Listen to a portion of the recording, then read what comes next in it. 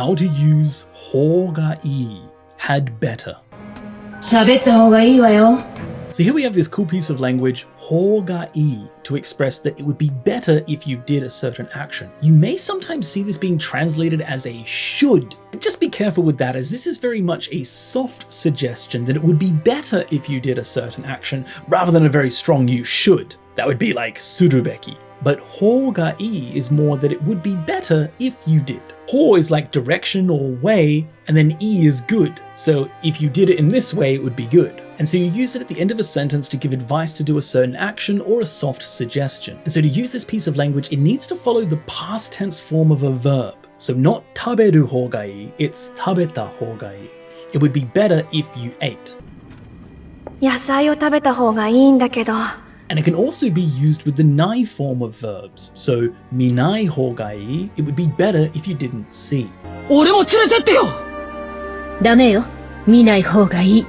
やめた方がいい, it would be better if we stopped. 国家錬金術師に勧誘しに行ってみようか。いやー、やめた方がいいですよ。死んだ方がいい, it would be better if you died. だから言っただろ。今すぐ本当に死んだ方がいい。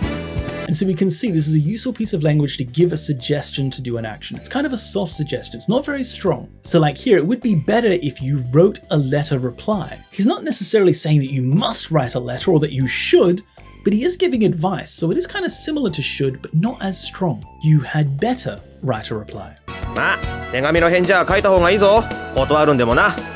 And you can also use this in the past tense. So instead of it would be better, it would have been better. And to do this, just turn E into yokatta, the past tense form of E. So やめた方がいい, it would be better if you stopped. やめた方が良かった, it would have been better if we stopped.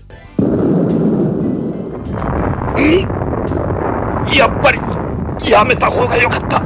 Or maybe asking a question, 聞かない方がいい, it would be better if you didn't ask. But maybe you already have asked, so you can express that regret with, maybe I shouldn't have asked. 聞かない方が良かった.